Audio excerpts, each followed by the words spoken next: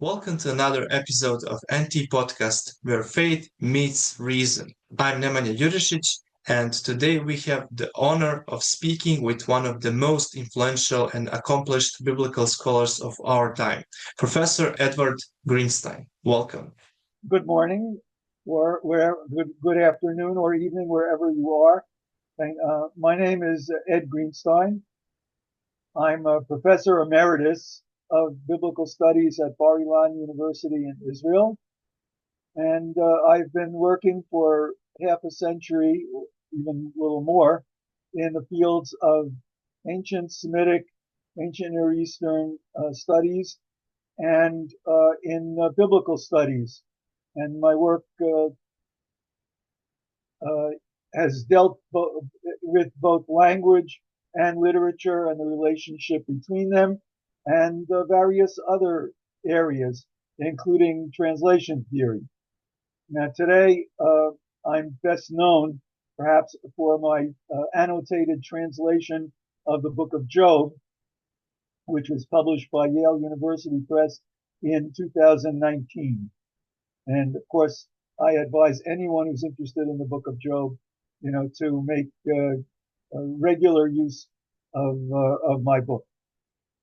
All right, thank you so much. In today's episode, we will take a deep dive into one of the most fascinating and debated portions of the Bible, Genesis chapters 37 and 38. And we will ask the important question, who really sold Joseph? Was it his brothers? Was it the Ishmaelites or the Midianites? We will unpack the literary and textual complexity of this narrative with one of the greatest minds in the field. So thank you for coming. And Professor Greenstein, can you tell us more about this fascinating story in Genesis? Sure. Well, I have to say that my work on this was was the basis of my first complete article on the literary study of biblical narrative. I first gave this as a paper in 1979, and it was published in 1982 in a book called Literary Interpretations of Biblical Narratives, Volume 2. My way of looking at this story is phenomenological, which is to say, instead of asking the question, how was it composed, I ask the question, what does it do? Or what do you make of it? What is the impression that you get when you read it? Now, the story of the sale of Joseph combines what I would call two different narrative sequences. In one sequence, the brothers want to do away with Joseph because he has told his brothers about his grandiose dreams and about how his brothers are going to, and his parents are going to bow down to him, to see him as superior. In addition, his father Jacob, also sometimes called Israel in the story, he gave him a special coat. And we're not exactly sure what ketonet pasim means, whether it means a coat with stripes or with sleeves or something else. The only thing we know about this coat is that it was worn by princesses in the kingdom of David, in the court of David. Okay, so it's a very fancy kind of dress. Okay, and both the father's favoritism of Joseph and Joseph's seemingly superior attitude about them makes them very angry. It also says that he brought reports about them to their father, whenever they did something bad. Dibatam ra'ah, bad rumors about them. Okay, so they have a lot of reason to hate him. And in the first sequence, the brothers gathered together because they see that Joseph is coming toward them in the field. They're shepherding the sheep, and the father sent him to them. to check them out, see how they're doing, and they decide, or Judah decides, the fourth brother, one of the leading brothers in the story, he suggests that they throw Joseph into a pit in order to kill him. Right? And then it says that the oldest brother, Reuben, hears about this, and he says to the brothers, "Let's not kill Joseph. Let's throw him into the pit." So already we begin to realize that there are two different stories going on here. One is that the brothers want to kill him by throwing him into a pit and leaving him there, and he'll eventually die. The other narrative is that the brothers seem to have been ready to kill him with their own hands, and Reuben says, "Let's not kill him with our own hands. Let's leave him in this pit, throw him in the pit." And Reuben's plan was to come back later and save Joseph, right? Rescue him from the pit when the brothers weren't looking. We know that the brothers sat down to dine later while their brother is screaming at them from the pit. And this we learned from later in the story through a flashback. But Reuben thinks he's going to save Joseph. However, when Reuben comes back, Joseph is gone. Okay, so this is the question. The brothers see a caravan of Ishmaelites, sometimes called Midianite, but the brothers call them Ishmaelite traders, coming by, merchants who are going probably from the land of Syria, or maybe as far as northwestern Mesopotamia, and they're going down to Egypt. And the things that they're bringing with them are various forms of gum, sap from trees and things like that, which the Egyptians use, right, in preparing the dead for burial. Okay, so that's their mortician practice. Okay, so they see them coming, and then Judah says, "Well, let's not let him die here. We'll sell him to the Ishmaelites." Okay, so that seems to be the plan. But then what happens is that Reuben comes back, Joseph is gone. Okay, but what in that version of the story, there are Midianite traders, merchants who come by. They see Joseph in the pit, maybe because he's screaming or whatever, and they pull him out of the pit, and they bring him down to Egypt. Okay, so we've got one version of the story where he's being sold to the Ishmaelites by the brothers for 20 pieces of silver. We've got another version where the Midianites find him, they pull him out of the pit, and they bring him down to Egypt. And you might think, well, many readers who try to harmonize the two versions, they assume that the Midianites and the Ishmaelites are basically the same people.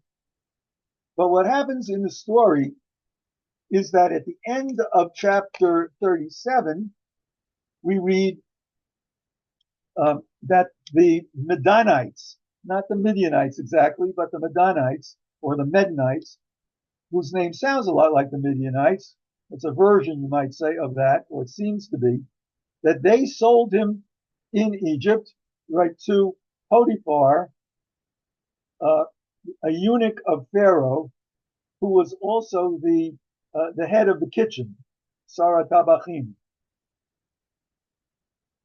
However, at the beginning of chapter 39, we skip ahead now a chapter, and in chapter 39, verse 1, we read that Joseph was brought down to Egypt and that Potiphar purchased him as a slave. Same Potiphar, eunuch of Pharaoh, or a chief steward of Pharaoh, head of the kitchen, Sarah Tabachim, chief cook. Ish Mitzri, an Egyptian man, he bought him from the Ishmaelites who brought him down there. Okay, so what happened? Did the Midianites bring him down to Egypt and initiate a sale, put him on sale, and then Potiphar came and bought him? Or when they brought him down to Egypt, was the main actor of the story Potiphar, who bought him from the Ishmaelites? Okay, now, further on in the story, we read in two different places, two references that refer back to these two different sequences. In chapter 45, verse 4, when Joseph identifies himself again to his brothers, I won't retell the whole story right now, but if we get into it, we will. But if you know the story, the brothers come down to Egypt to buy food. Joseph makes them come back with their brother Benjamin. In any case, when Joseph reveals his identity to his brothers, who don't recognize him, they think he's just an Egyptian man. He says, "It wasn't that you sold me here in Egypt. It was that God had a larger plan, which was to get me down to Egypt so that I could sustain the entire family. I could help the Egyptians get through this famine of 7 years, save up food, and then everybody would benefit from that." So the story of the Ishmaelites selling him is, you might say, confirmed or reinforced by what Joseph tells his brothers when he reveals himself. Okay, on the other hand, when Joseph is in the house of Potiphar, Potiphar's wife gets in trouble, and he lands up right in prison. And when he's in prison, he meets two of Pharaoh's chief officers. One of them is the Sara Mashkim, which is the chief steward. Which may mean more than that. It may mean, that he's actually like the Secretary of State or something like that, and the head cook. And when he's in prison, he tells his background to his fellow prisoners, and he says that I was stolen, right, from the land of the Hebrews. That's in chapter 40, verse 15. And so that version of the story, right, reinforces the sequence that we talked about before, where the Midianites kidnapped him. Not that the brothers sold him, but that he was taken, grabbed, by these merchants who were going down to Egypt. Okay, so what happens when you read the story itself? In chapter 37, you have a piece of the story that goes according to, let's call it sequence A. We'll call it the Judah, right, sequence, where Judah is the hero. And then we have the Reuben sequence, where Reuben wants to save him. And in the Judah sequence, the Ishmaelites buy him from the brothers. In the Reuben sequence, the Midianites steal him or kidnap him, taking him down to Egypt. And there's one place, actually, in chapter 37, verse 28, where the two versions overlap. And I'd like to read that with you. I'll read it to you in English. They sold Joseph to the Ishmaelites for 20 silver pieces. Okay, now, when you read that language, that they sold Joseph to the Ishmaelites, you think that this is the Judah sequence, because when Judah made a proposal to the brothers about how to do away with Joseph, he says, "Come, let us sell him to the Ishmaelites." So this verse, they sold Joseph to the Ishmaelites, it alludes to, right? It seems to connect to what the brothers, what Judah had proposed to the brothers. Come, let's sell him to the Ishmaelites. And then it says they brought Joseph down to Egypt. In the same verse, the continuation of the verse, it says, Midianite trading men passed by, they pulled and they raised Joseph from the pit. And that follows right after Judah's proposal to the brothers. So if you're reading the text in sequence, verse by verse, you read about the Midianites pulling him out of the pit before you read about selling Joseph to the Ishmaelites.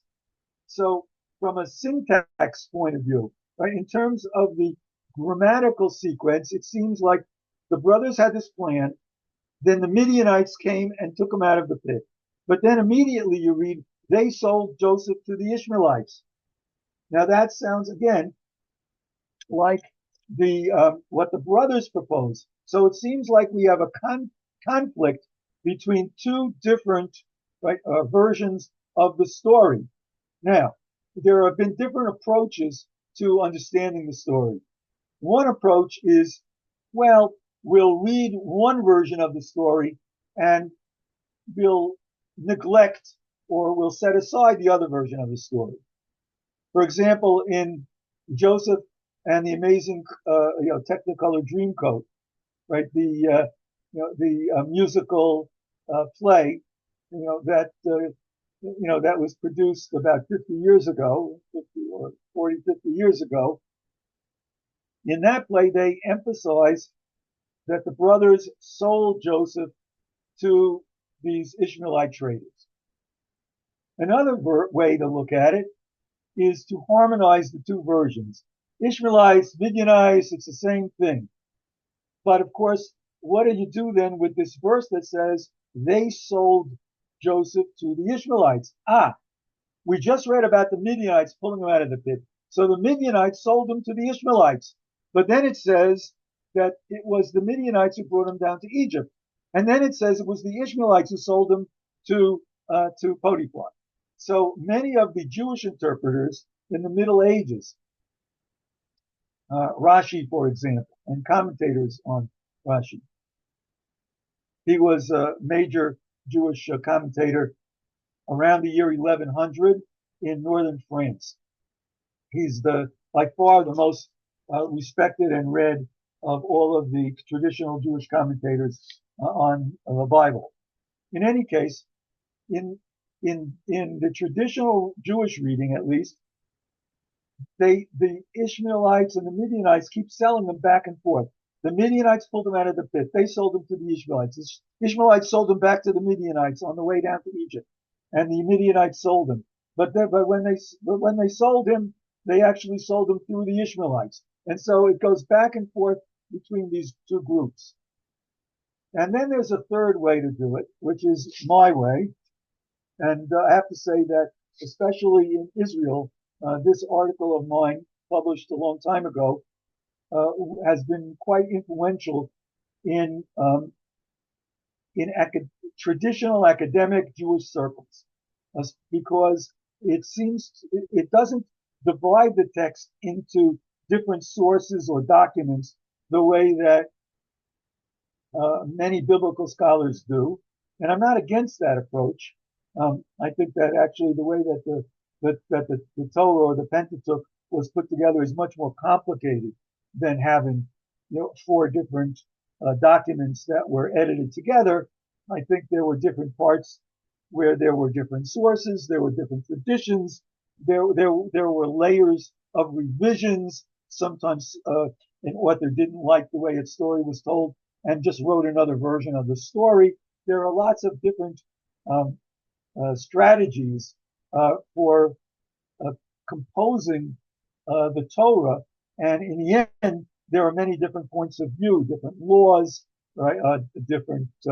Sometimes different stories in different forms, etc.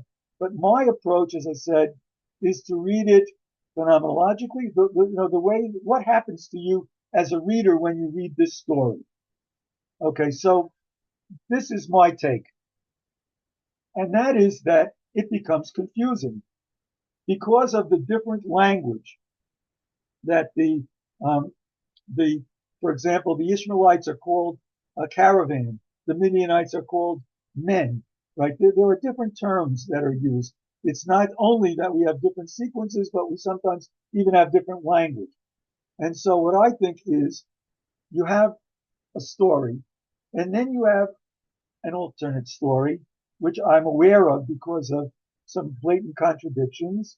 All right. And then I go back to a story, I go back to the other story.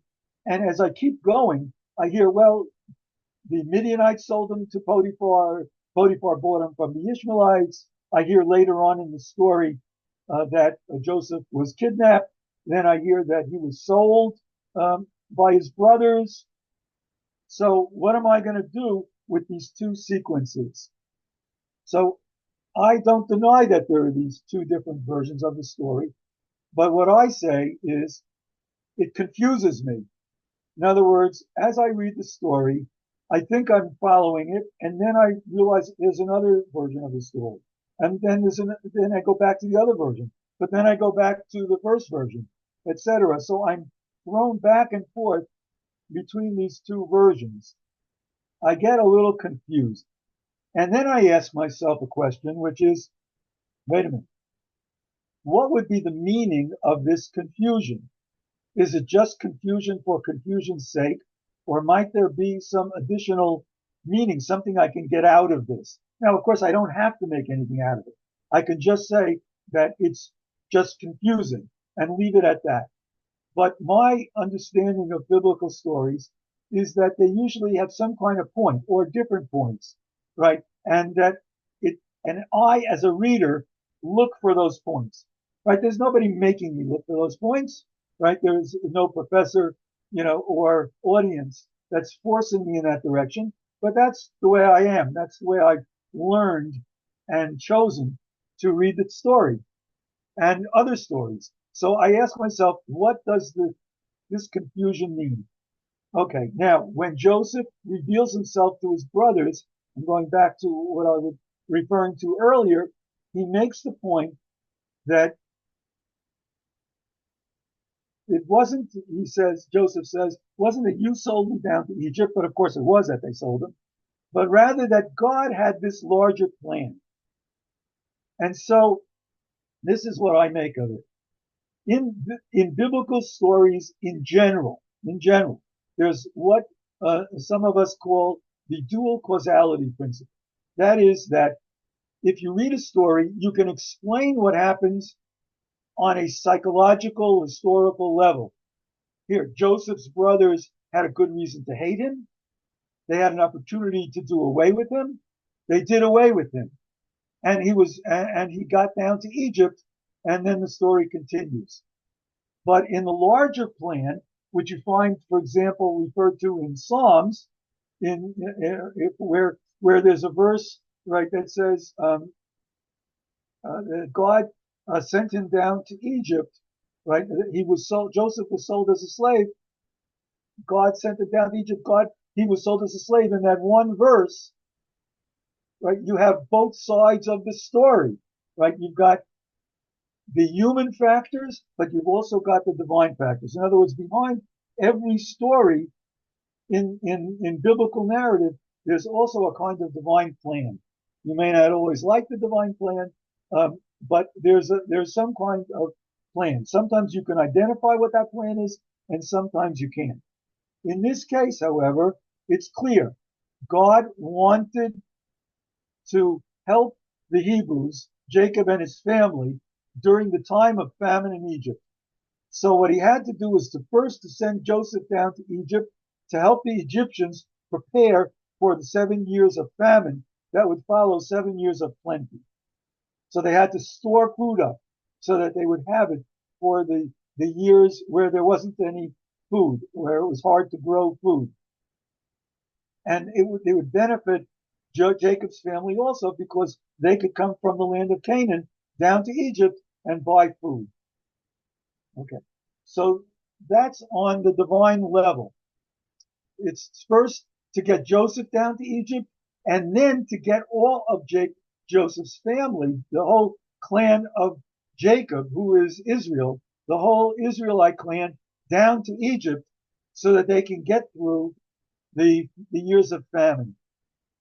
Okay, so we have the story on the two levels, the theological level of God's plan and on the human level. So on the human level, the brothers did away with Joseph. They sold him as a slave, or they put him in a pit and the Midianites came by. What is important to the biblical narrative? That we understand how Joseph got to Egypt on a technical level, right? Whether he was sold as a slave or whether he was kidnapped and sold as a slave by these traders. No, what's important is not that. And so that aspect of the story is blurred. Because how is it blurred? Well, I read it, this version of it, then I read that version, then I go back to that version. I go back and forth. I really don't know. I'm confused. I don't know how Joseph got down to Egypt on the human or historical level. But I do understand, and there is no contradiction in how Joseph got down to Egypt on the theological level. Now, is this a crazy way of reading the Bible? Well, it doesn't matter. It's the way I read it. Whether you can judge for yourselves whether this makes any sense to you. But I like, of course, to think that there's some method to my madness, and that, in fact, it's not the only story that works this way. Now, we have other stories in the Bible. For example, how did King Saul die, right? Did he die on his own sword? Was he killed by an Amalekite, right? How was he actually killed? There are 3 versions of that story in the book of Samuel. Okay, so it's not unusual to find different versions of a story. What matters is that Saul died in battle, and not whether he died by his own hand or by someone else's hand, right? He died whether it was a more glorious death or a more inglorious death, we don't really know. But what I compare is another story in the Torah, in the 5 books of Moses, in the book of Numbers, chapter 16. And there you have a story of 2 rebellions against Moses' leadership. One rebellion is by Datan and Abiram from the tribe of Reuben, the oldest tribe, and they rebel against Moses' political leadership because they think they should be running the people and not Moses, who's from the tribe of Levi or Levi, right, the priestly tribe. In the same story, you have a rebellion against Moses by his cousins, who are also from the tribe of Levi, and they think, well, we're also from the priestly tribe. We should also have, leadership of the people in the wilderness. And so you have these 2 stories that are also told in one version after the other, after the other, after the other, woven together, so to speak. And in that story, God comes to the rescue, and you might say to Moses' rescue, and he opens up the earth miraculously, and then the people fall in. But who fell in? Was it Datan and Abiram, Dathan and Abiram, Datan and Abiram, or was it Korach, Moses' cousin, and his priestly side of the family who fell in? And the truth is, when you read that story, if you read it carefully, without fudging and without trying, to harmonize or neglect one part of the story in favor of the other, you are confused. But what is not confusing in that story is that no matter who rebelled against Moses, whether it was more political on the side of Datan and Abiram, or whether it was more in the sense of prophetic and priestly leadership on the side of Moses' cousins, Korach and his clan, we don't really know. But what's clear is Moses is the leader. When the dust settles, Moses, right, is the leader chosen by God to lead the people no matter what. So we have a similar kind of interweaving of sequences, and we have a similar kind of confusion, and we have a similar kind of solution to the problem, right? And so from my point of view, right, this is let's put it this way, a useful way of reading biblical narrative, where you are able to make meaning, but at the same time you're able to read very closely and If it's clear, it's clear, and if it's confusing, it's confusing.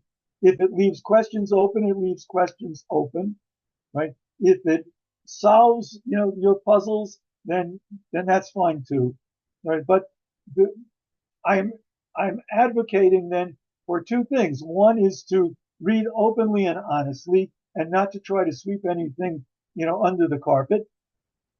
At the same time, I'm suggesting that we look for meaning, right? That when we read a biblical text, in the same way that we read other texts, that we see what can we make of this? Is there any sense that we can take away from this, that could help us or be useful to us in our lives? Professor Greenstein, thank you for wonderful explanations, and this really makes sense to me, at least. Yeah, I get sense that your approach is whatever was the background behind the sources or anything, what people accept. The final redactor that edited this text, he wanted us to leave this like this, without confusions, with everything. So yes, so my question is, do you accept, you personally, two divisions, two sources, to J and D? So what do you think on that?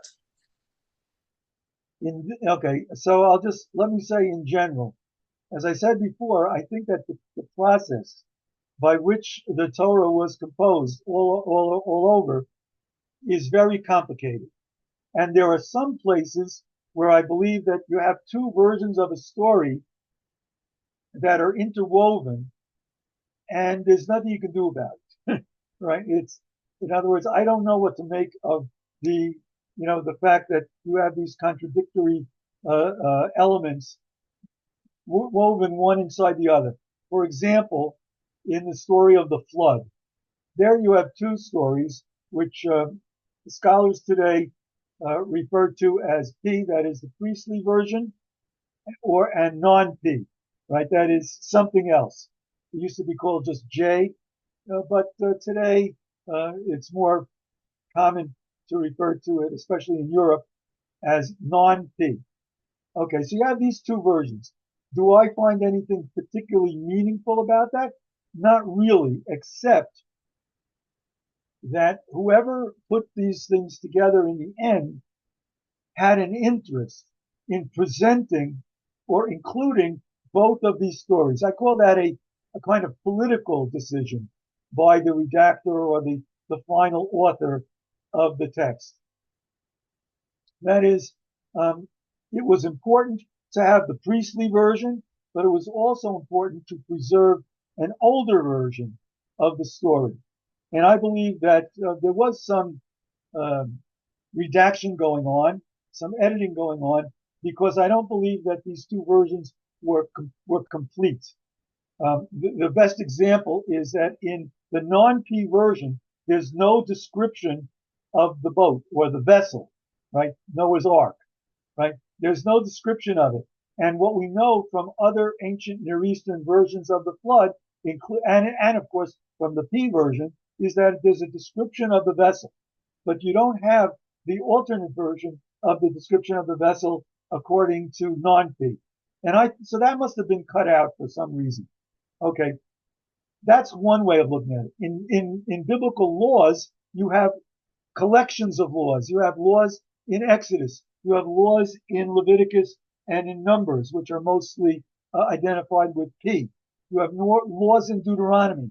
You can often compare the laws and see that a law in P and or a law in Deuteronomy is actually revising, changing a law in Exodus, right? That was not satisfactory for some reason. But that's not the same as interweaving these different texts.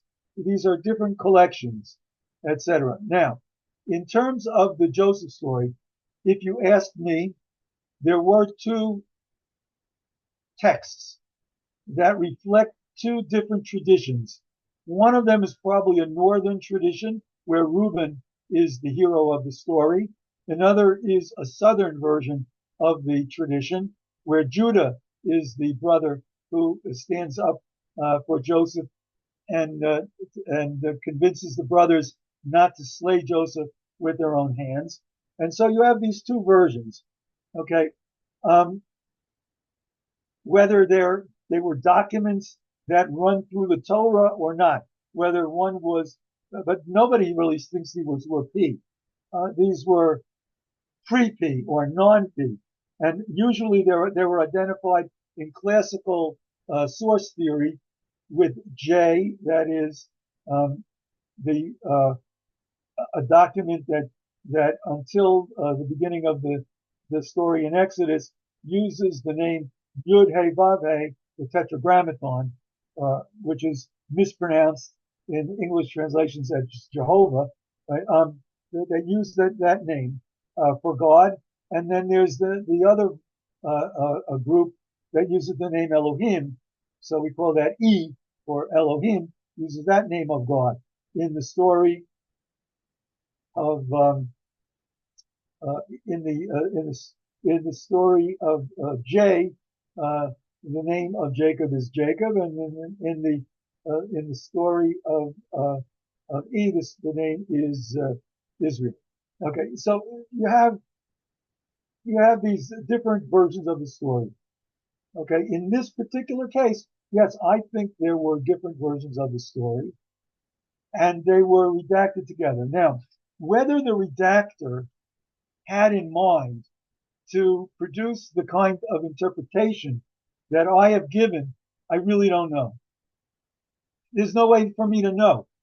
It used to be said that the documentary theory, or dividing the source into the sources or traditions, is the scientific way of studying the Bible.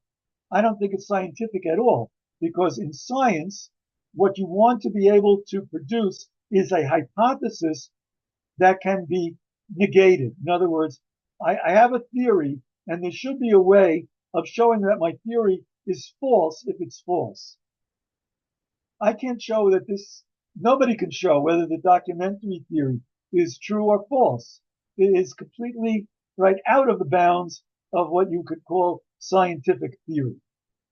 Okay, what my way of reading is based on what goes on in my head, right, which isn't scientific necessarily, but it's something that I can base myself on. It's something I have access to. What the original editor or redactor or composer had in mind is something I will never have direct access to. I don't even think I have much indirect access to that. In some cases, maybe I have a little, but in this case, I don't think I have it. Now, it's also said by some people that that putting together a text that is so contradictory is something that an editor might do, but it's not something that an author would do. In other words, if there were a single author behind this text, the author would never compose a text like this. And my answer is, no, you're wrong about that, because for two reasons. First of all, we know something about ancient Near Eastern texts. We have different stages in the evolution of some ancient Near Eastern texts. For example, the Gilgamesh epic, but we have many other texts that also occur in different stages of development. And we know that the editors would not have any problem with contradictions. And I would argue that the first author might also include contradictions, because contradictions and inconsistency was not something that disturbed anybody in the period before Plato and Aristotle, right? That is until like the 5th century in Greece, and we're all spoiled by that because all of us in the West especially have been influenced, right, by Greek logic.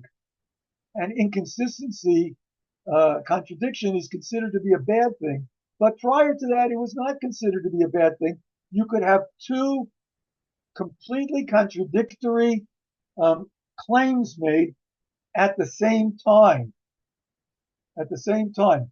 I don't want to say it's the same thing as, but it's a little like quantum mechanics and quantum physics, where two particles or two things can exist in the same time in two different places. Okay, and physicists understand this much better than I could.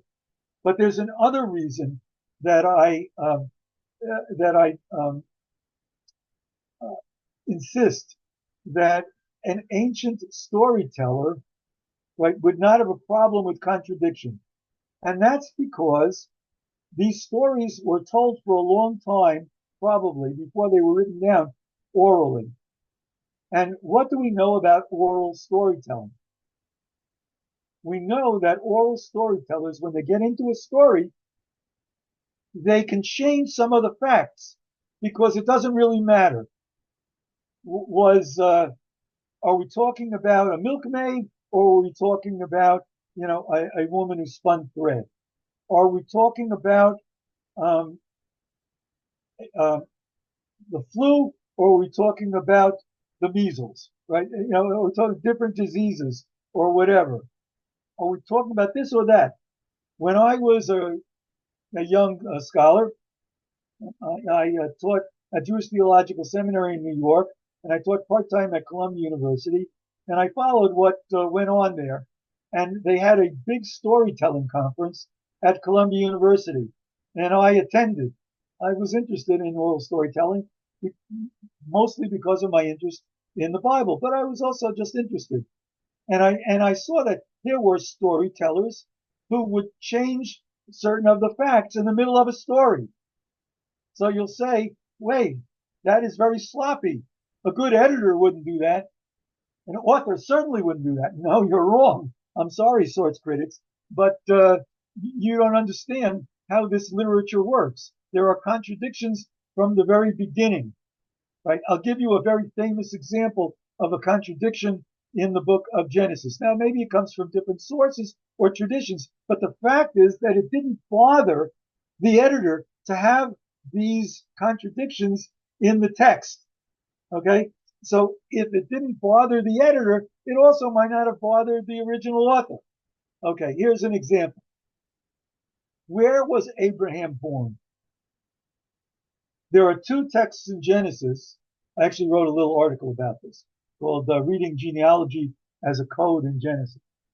Okay, it's a little short article, and I use this as my example. According to two different texts, Abraham is from Ur-Kasdim, Ur of the Chaldeans, which is the city of Ur in southern Mesopotamia. His family came from there. He came with his family. They migrated to Syria, to the area of Padan Aram or Haran. And from there, Abraham came to the land of Canaan, later called Israel, later called Palestine. Now, some people call it Israel, some people call it Palestine. I'm not going to get into that. Okay. But there are two different places in Genesis where Abraham's birthplace is referred to as Ur-Kasdim. There are two other places where his birthplace is in Syria. For example, as you go from Genesis 11 to Genesis 12, when God says to Abraham, Lech lecha, I want you to go forth from your home, it says, from your moledet, your birthplace, house of your father. Where was he going from? He was going from Haran. And when Abraham sends his servant in order to get a wife from his family to marry his son Isaac, he says, I want you to go to my birthplace, land of my birth. Where does the servant go? He goes to Padan Aram or Haran. He goes to Syria. So we've got two different birthplaces of Abraham, right? Two places say, ascribe his birthplace to Ur-Kasdim or the Chaldeans, and the other to Syria, to Haran or Padan Aram. Where was he born? If this were history, you would have to worry about it because you can't be born in two different places except in a quantum universe, right? But in what we write as narrative history, it would have to be this or it would have to be that. But that isn't the point, right? You should not assume that the purpose of the stories in the Bible is to teach you history. It's rather to teach you stories that shape your consciousness. Sometimes we call these myths. A myth is a particular kind of story like this, but these are stories that shape your cultural consciousness, your identity. Who am I? Right? What is my relationship with other people? So if Abraham and the original Hebrews come from southern Mesopotamia, what you learn from that is that the origin of the Hebrews goes way back to the cradle of civilization, right? Where Adam and Eve came from, where Noah came from, right? Goes all the way back to southern Mesopotamia. So our ancestry, in other words, goes back to earliest history, human history. At the same time, though, we have the story that Abraham's clan is from Aramean country, from Syria. And that reflects a whole different kind of relationship, which must be something like that the Hebrews, the Israelites, see themselves as being closely related to the Arameans, to the people who live in Syria. Maybe it's because they belong to the same empire. Maybe it's because of political and economic relations, right? Maybe it's because the Arameans conquered, right, part of the north, and then Israel got it back, and then back and forth like that. Okay, I can't be sure exactly what this means, but it does mean that there is some affinity between Israel and the Arameans, and it's reflected in Abraham's being said to come from Syria. Okay, so again, going back to the question of the redactor or the author, because whoever is responsible for this text is the author of the text, right? In the final version, whoever set hands on the latest version. But of course, what we call the Masoretic text is not altogether the latest version, because there's also a Sumerian version, and there's a Greek version that sometimes differs from the Masoretic text, and there are different versions reflected in the Dead Sea Scrolls, etc. So I'm not sure we could talk about a single authorship, but we could talk about, you might say, a joint authorship, that took place over generations, perhaps even over centuries. But my point is that if it was okay for an author or a composer in this sense, a compositor, right, to put together these texts in this way, then I would say that a single author of a piece of that text might also have incorporated inconsistencies, different styles, contradictions in that text. Now, what's good for the editor is good for the author, and vice versa. Fascinating. Thank you so much for all these broad explanations again. So my question is, if we divide the text into two stories, is it true that we get fully coherent narratives without any fancy footwork, and there is no need to remove, alter, or add anything to the text? The compilation of the two stories is entirely logical and based on the narrative's chronology. So if we divide those two narratives into J and D, both stories answer basic questions: who, when, why, and how. Okay. I think that we actually do more or less have two coherent narratives in and of themselves, but in order to read them, you have to read. There are pieces of the text that overlap, right, and that belong to this and to that, and so you really can't completely divorce these texts from each other. It's not at all clear to me when this text was written. I believe that there probably are two versions of the stories, one that circulated more in the north and one that circulated in the south. That's probably the case. The north was destroyed by the Assyrians toward the end of the 8th century in 720 BCE. The south was exiled and partly destroyed by the Babylonians in 586 BCE. All right, I'm assuming that both versions existed prior to 586. When were they combined together? This is really not clear to me.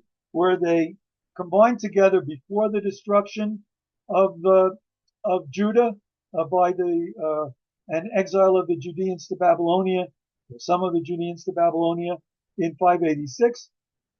I'm really not sure.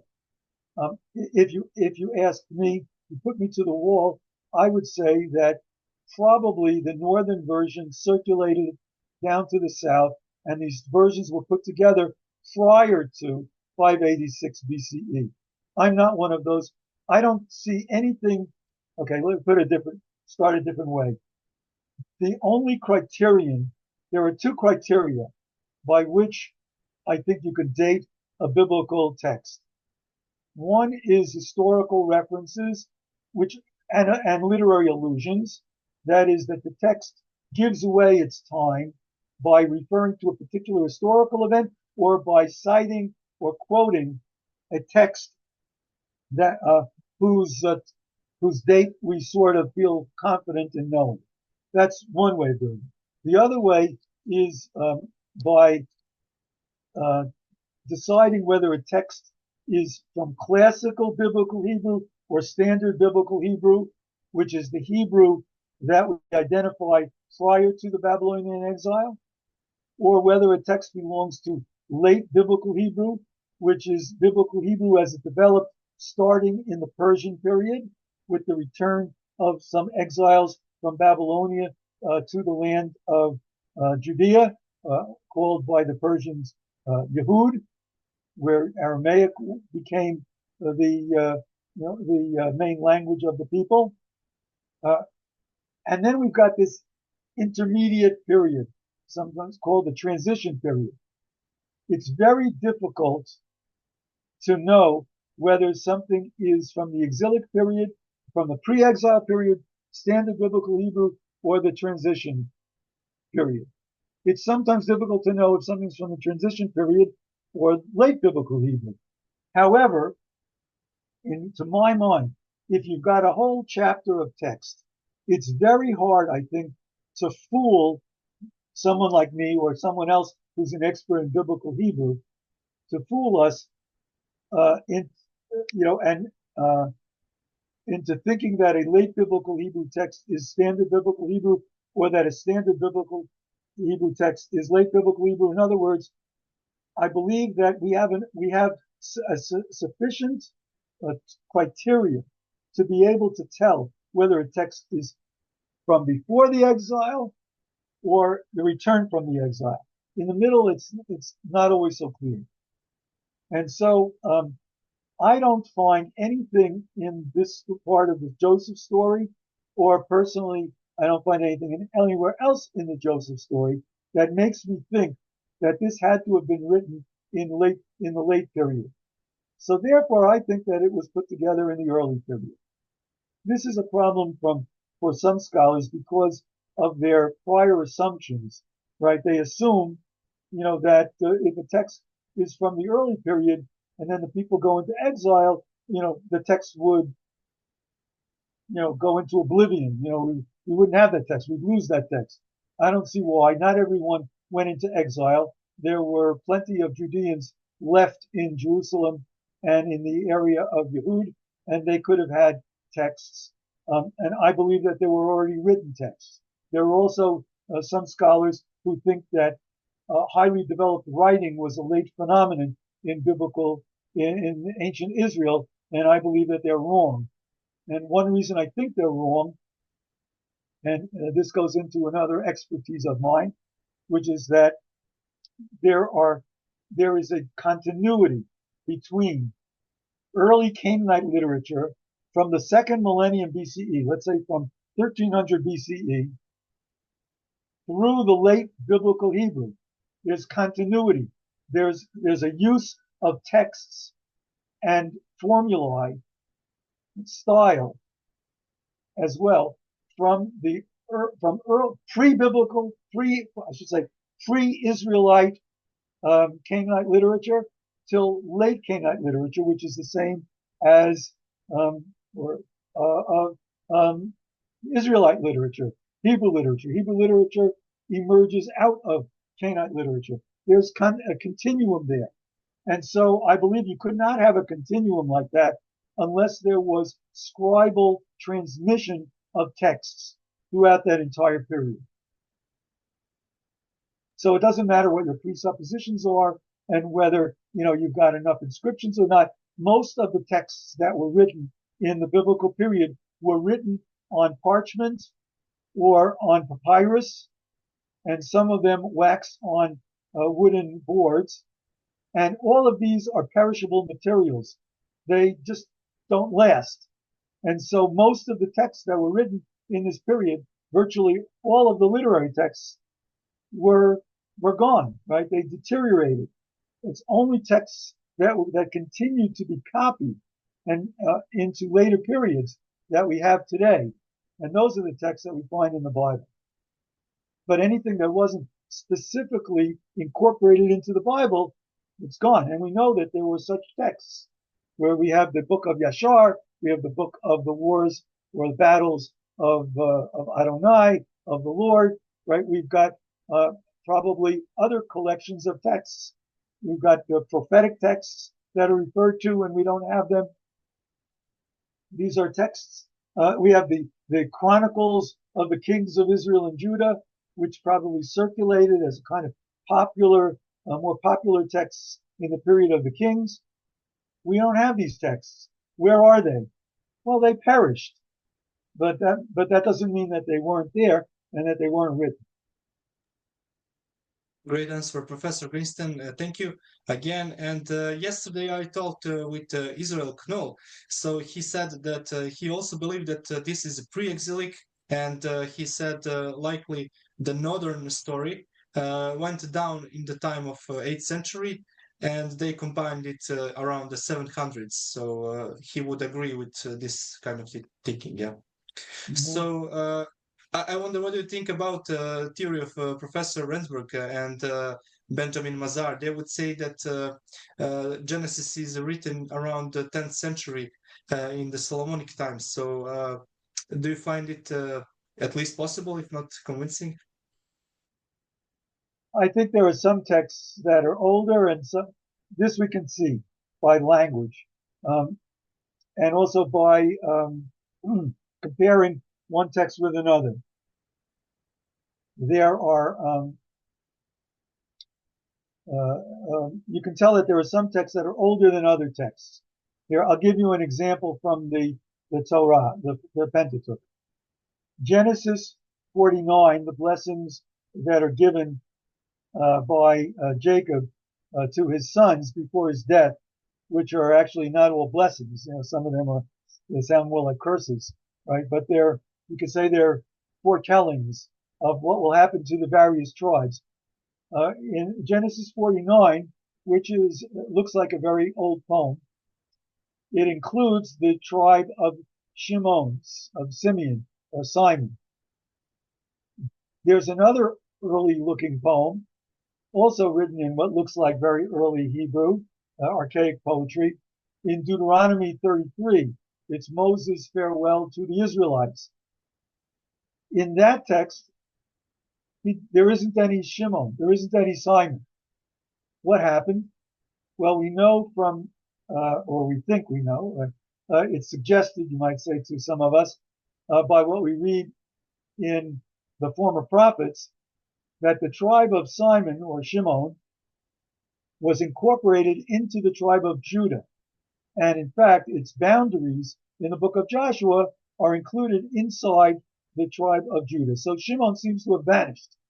So it seems to me pretty clear that the poem in Genesis 49 is older than the poem in Deuteronomy 33 because Shimon exists in the earlier poem, but it doesn't exist anymore in the later poem, although both of them are older poems. And I think both of them are older than most of the material in the Torah, in the Pentateuch.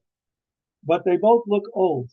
But to give it a particular date, you would have to be able to connect it to a specific historical event or situation.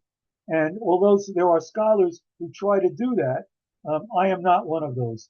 I believe that we don't have enough information and that often what one has to do is to hinge a very specific interpretation of a particular verse or passage on a very particular reconstruction of a historical event. And I think that that goes beyond what we have a reasonable right to do as historians. It's one of the reasons that I'm not especially a historian, because it's very hard to write history when you don't have enough of the data. I have historical views, but I don't know that we can write an entire history. With archaeology, you can sometimes trace general patterns. Like you can sometimes trace what sounds reasonable as reconstructed history, but we don't have enough data to be able to be very specific. For example, we have the Moabite stela of King Meiser of Moab from around 840 before the Common Era, and it mentions King Ahab. So we know Ahab is mid-9th century. We knew this anyway, and we know about the names of some of the tribes because the people identified with those tribes are mentioned in texts like that.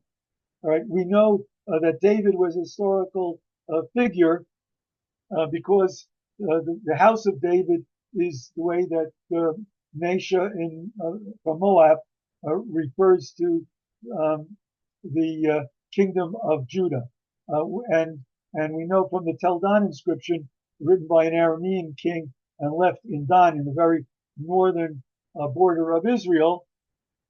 We know also that the house of David refers to the Judean monarchy. But what do we know about David?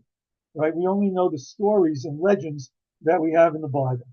One thing I will say about legends, since I'm mentioning it, is that legends in general tend to be told about historical characters. It doesn't mean that there's any historical truth to the stories of the legends, but the fact that you have a legend probably means that there actually was such a character, such a personality, and people started telling legends, right, these fantastic stories about them.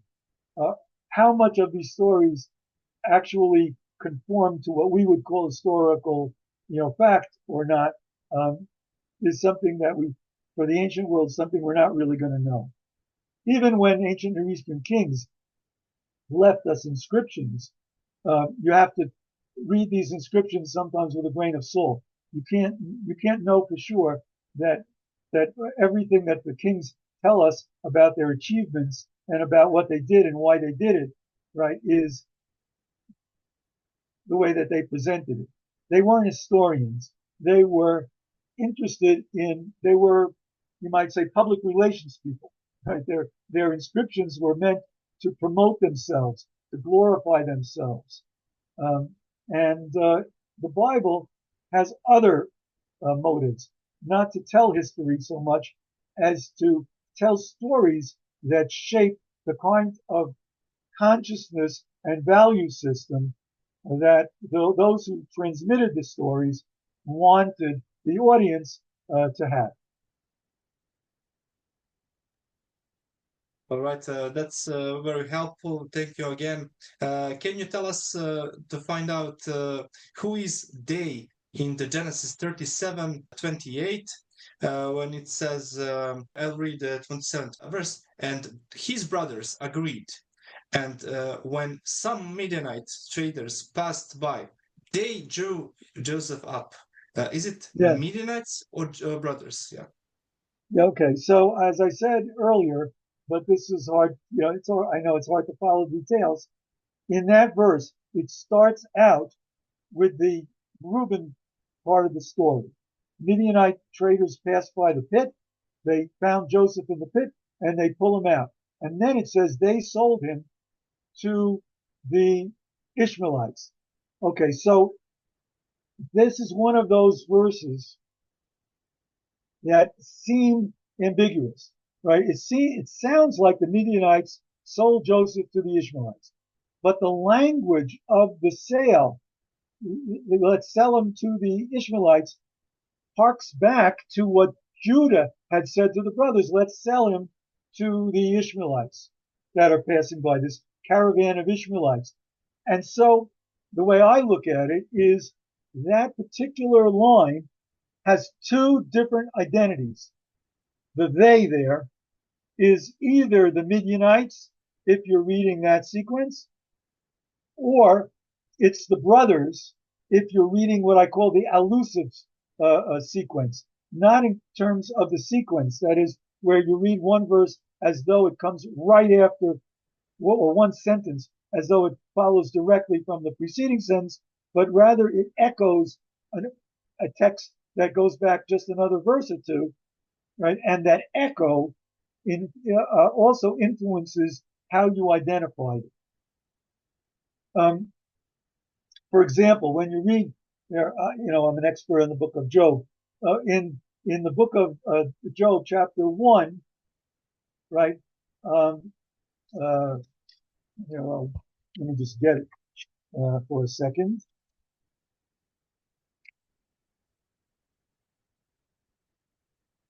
Okay.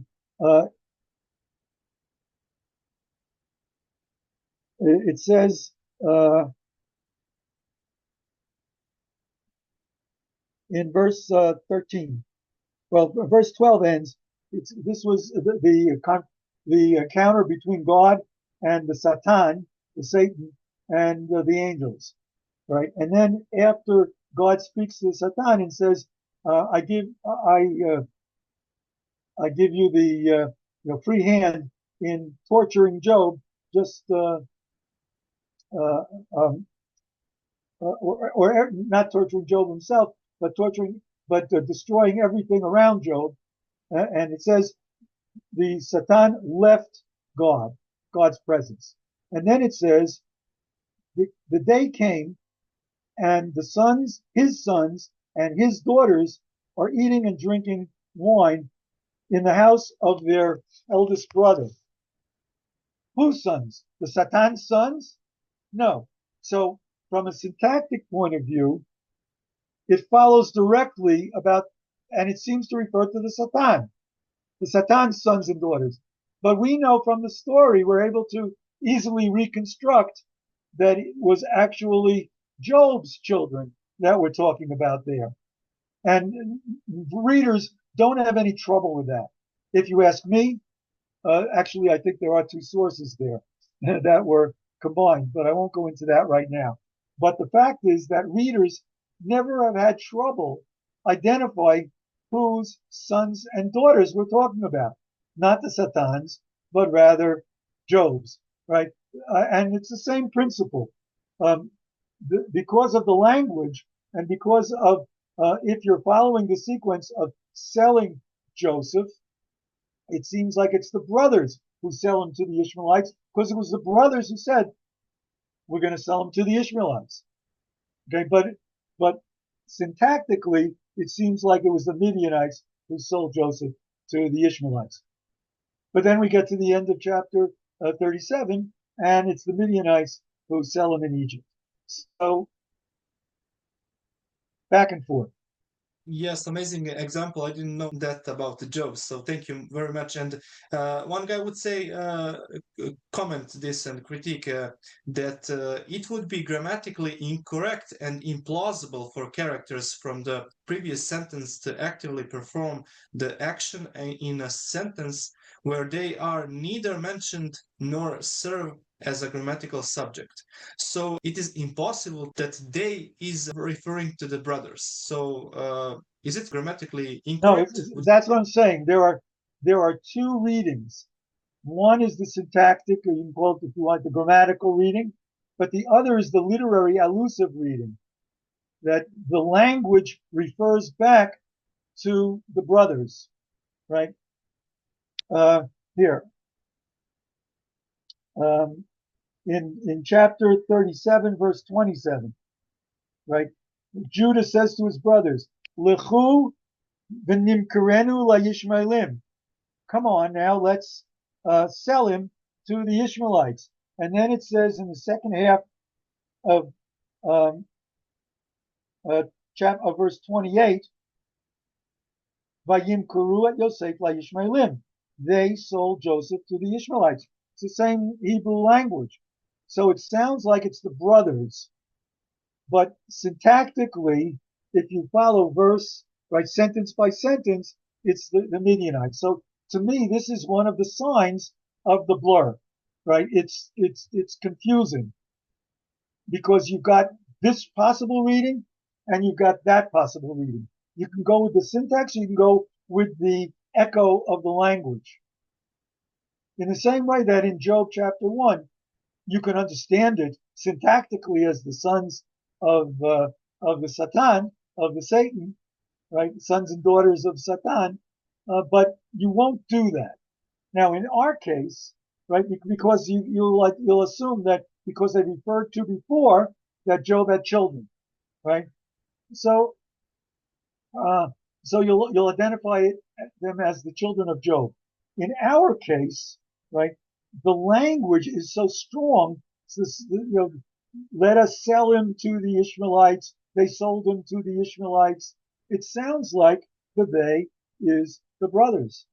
Okay, so we really don't know, and that's my point.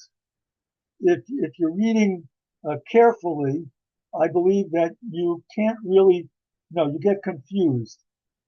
Again, you can separate the two stories and read them separately, but then you're not reading the Bible anymore. Then you're reading your own reconstruction of a biblical text. Right? My argument is that those scholars, right, who divide the text and read each text as its own coherency, you might say, right, as its own, consistent text separate from the others, they're not reading the Bible. They're not Bible scholars. They're historians, because what they're doing is they're separating documents that they believe existed historically.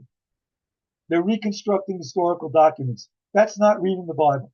Reading the Bible means you read the Bible as we have it, and if reading the Bible entails developing strategies for reading texts that are confusing, that are contradictory, that throw you back and forth, right, that leave questions open, etc., then those are the kinds of strategies that you, as a reader of the Bible, need to develop.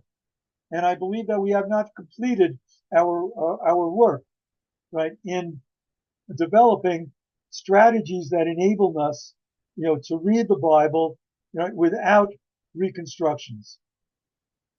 Yes, but how would you answer this critique quote?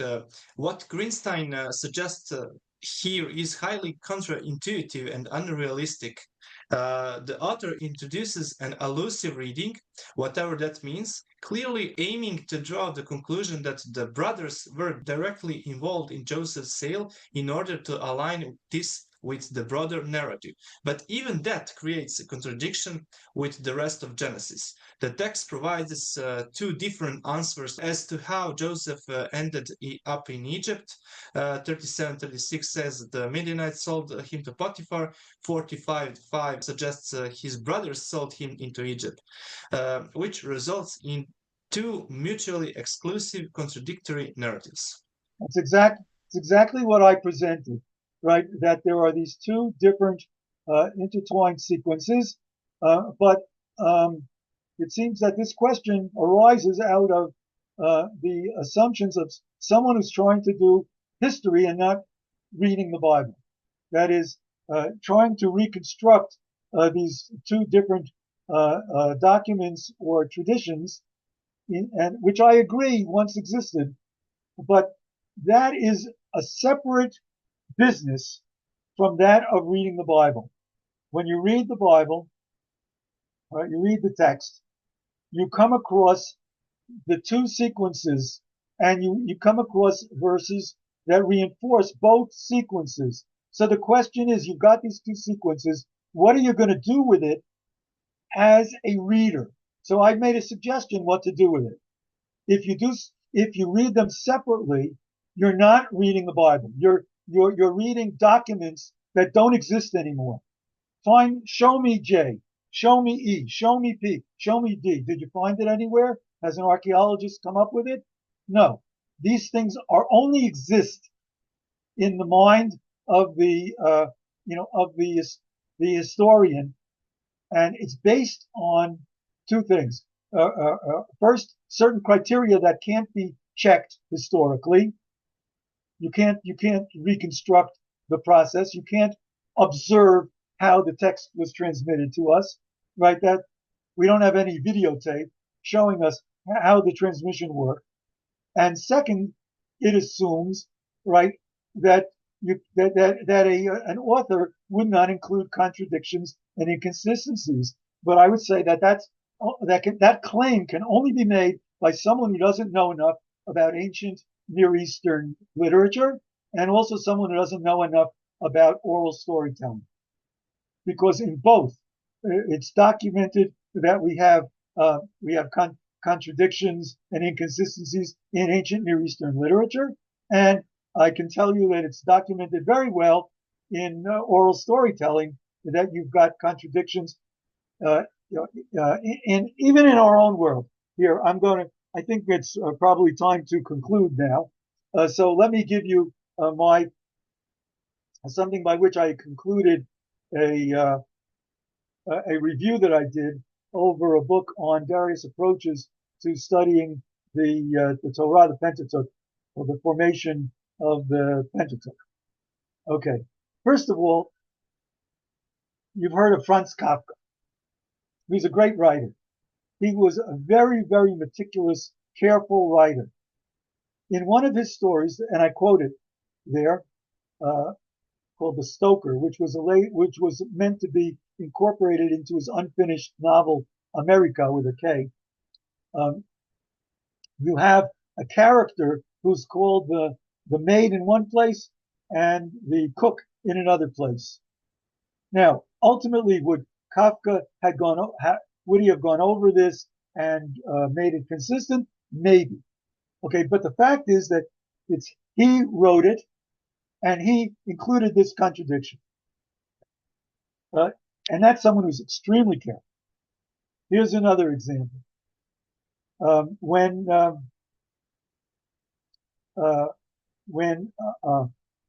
some of you have heard of Bob Dylan, okay, one of the great influences on popular music in the last 60 years.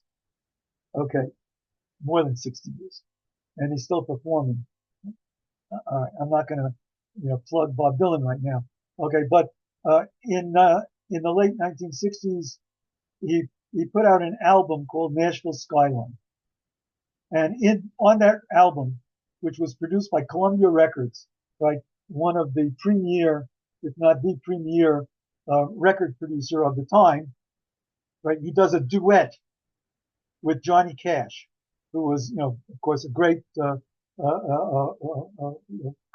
country folk singer of his time, one of the greats of the last second half of the 20th century. In any case, they're singing the same verse, and one of them sings, "Please, what's it?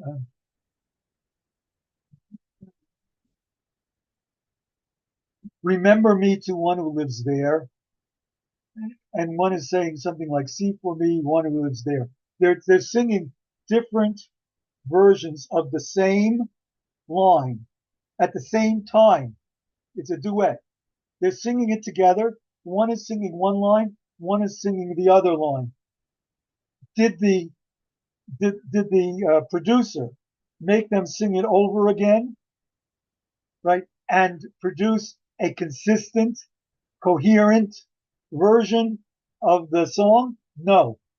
He left what you might call the inconsistency in the song. Why? Because it's folk music, and in folk music, you don't go for consistency.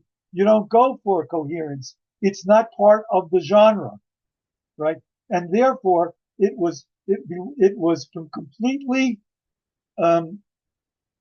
consistent with the genre of folk music to have this kind of contradiction within the recording. They could have done it over again. They could have done another take just of that line, but they didn't, right? Because it wasn't necessary.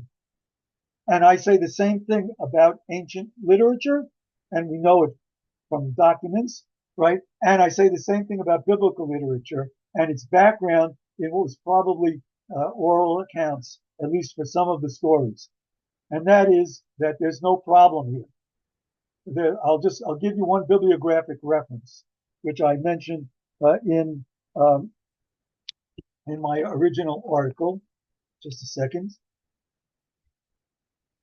It's an article by Burke Long, who was one of the earliest scholars in biblical studies in the United States to study oral literature and apply it to Bible. He published an article called "Recent Field Studies in Oral Literature and Their Bearing on Old Testament Criticism." It was published in Vetus Testamentum, volume 26, 1976. Read that article, okay? And you'll see that if you understand that there is some kind of folk oral background to at least some of biblical literature, you specifically do not expect consistency, coherence, right? Lack of repetition, right? Doublets, lack of doublets, right? In fact, you expect all of these things in the kind of literature that the Bible is. And if you assume that there are no contradictions originally, there are no inconsistencies, that the documents had to have been consistent and coherent in and of themselves, I would say you simply don't understand how biblical literature came to be. You have a model that is based on post-Greek Western thinking, and not one that is grounded in what we know about ancient Near Eastern literature on the one hand, and the oral background of biblical literature on the other hand. I would think that since the work of Gunkel in the early 20th century, most biblical scholars would be wiser in terms of that. I think I've said enough. Your colleague, Professor Berman, would also argue that contradictions don't imply necessarily other authors. So that's common for ancient Near East. So yeah. But do you have just 1 minute about the Medanites? We have mentioning of Medanites in the end of chapter 37, but in Genesis 25 too, we have two separate groups, Medanites and Midianites. So why they pop out in the story of Joseph? Yeah, there we have there you have Medan and the Midianites. They're separate. Yes. Yeah. And so you could even say that in our story, that is in Genesis 37, you've got both Medanites and you've got Midianites. Yes, it's confusing. It's because they weren't interested in historical fact. They were interested in telling a story. So what's the difference if they were Medanim or they were Midianim? Whether they were Midianim or Yishmaelim? What big difference does it make in terms of the thrust of the story? It doesn't matter. That's the point. Professor Greenstein, thank you so much for joining us today. We are thrilled to have you here. My pleasure. Dear audience, if you like this episode, please don't forget to like, comment, subscribe, and share with your friends. Until next time, stay curious, stay faithful, but never stop asking hard questions. See you in the next episode of NT Podcast. Goodbye.